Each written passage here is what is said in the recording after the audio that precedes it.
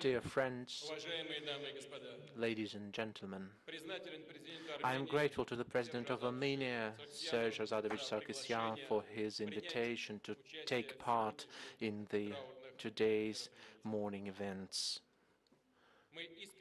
We sincerely sympathize with the Armenian people who suffered one of the awful tragedies in the history of mankind. More than 1.5 million of civilians were killed or mutilated, and more than 600,000 were outcast from their homes, and they suffered mass repressions. The invaluable monuments of architecture and holy sanctuaries were destroyed. Ancient books and invaluable manuscripts were burnt. The events of 1915 shocked the world, the entire world, and Russia took them as its own grief.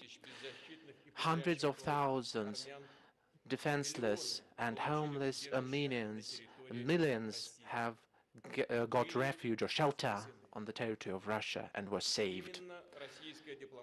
It's the Russian diplomacy which made the international condemnation of violence over Armenian people possible. On the initiative of the Minister of Foreign Affairs, Sergei Dmitrievich Sazonov, Russia, France, and Great Britain, and by the way, the President of France has remembered it just now, took joint statement where they directly called the events crime against humanity and civilization.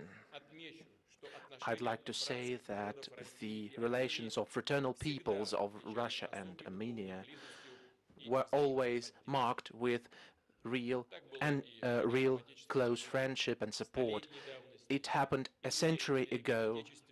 It happened during the Great Patriotic War and during the devastating Spitak earthquake.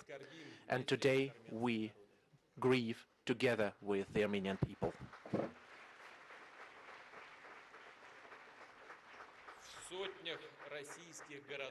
In the hundreds of Russian cities, I'd like to highlight that in hundreds of Russian cities, there will be more than 2,000 commemorative events which will take place. And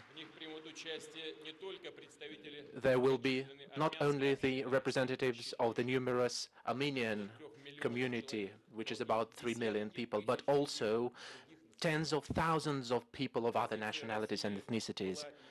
The position of Russia is always consecutive. We have always believed that the mass massacre of people cannot be excused under any circumstances. Russia is the participant and the initiator of a number of international legal acts which laid the foundation for the modern penal international law, including the Convention on the Prevention and Punishment of the Crime of Genocide. The international community must do everything in order not to allow the tragic events of the past to happen again, so that all the peoples could live in peace and prosperity without knowing the atrocities of the religious hatred and xenophobia and aggressive nationalism. Unfortunately, now, in many regions of the world, neo-fascism gets its head up.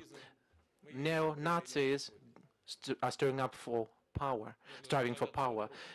We saw the events of Russophobia even. We must ask ourselves, what's the reason of that? Why is that happening? And with any action in critically important regions of the world, you must think on what will happen next, on the consequences. You must know the consequences. And remembering the tragic events of the past years, dear friends, we must be optimistic about our future and believe in the ideals of friendship, good neighborliness, and mutual help, mutual support. We must respect each other, be kind to each other, respect each other's interests. It is the only way of how we can make the world better, more stable, and more secure. We all, dear friends, thank you for your attention.